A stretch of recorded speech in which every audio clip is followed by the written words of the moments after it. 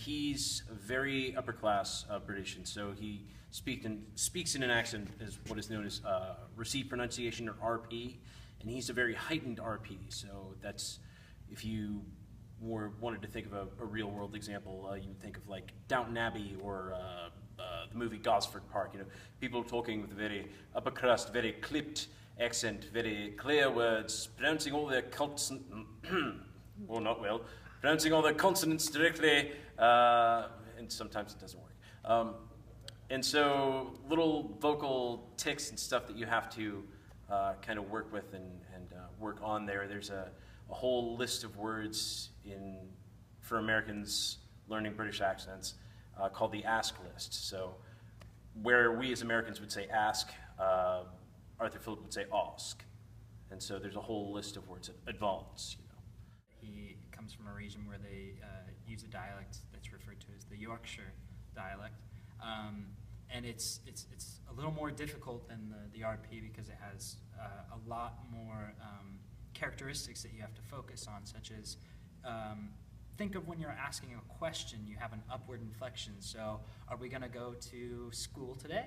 You know, and so with this specific dialect, the inflection usually tends to go down most of the time. So even when asking questions, and the Yorkshire as well, everything is not stretched out, but there are certain things that are omitted, such as almost like the ends of words, and the resonance is also in your mouth. You can feel it when you're speaking received pronunciation. It's kind of on the tip of your teeth, and it's right there.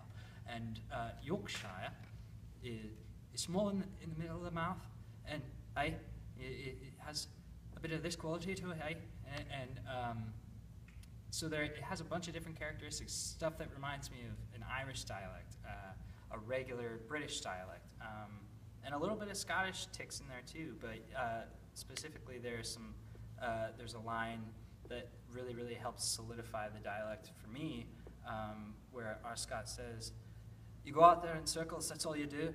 You walk, and you don't reach China. You come back on your steps if the savages don't get you first." And so it's once you find it, it can be difficult to maintain it, but once you do, it's really fun.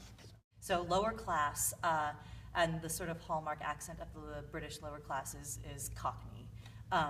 So that's sort of characterized by sort of wider, splashier sound. The diphthongs are very separate two syllables gliding into each other, whereas in sort of a standard RP like Peter was doing, it's much closer one sound, like the O sound is oh Lord, this is way too complicated to explain. Essentially, there's a series of, in the sort of English language, there are a series of front vowels, mid vowels, back vowels, and a set of diphthongs. And when you learn dialects, you look at all of those different sounds, and the ones in our sort of American standard get substituted with other sounds in several of those situations for British. So a great example is the diphthong O. So as Americans, we say O. If you're a heightened British person, you'd say O. And if you're a lower class British person, you say O with a lot of glide there. So it's like a fine distinction, but it makes a huge difference. So, so the way that I like to learn dialects is by being really, specific, substituting the sounds that I know need to get substituted.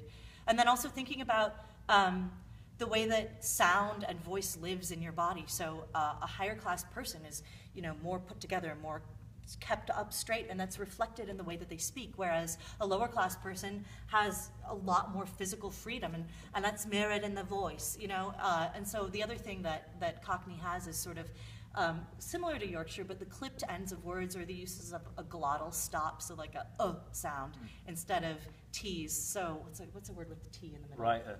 Right, yes, instead of writer, writer, or nothing instead of nothing. So Duckling's first line is, "If I was rowing on the Thames, I'd be free." So it's if I was rowing on the Thames, I'd be free.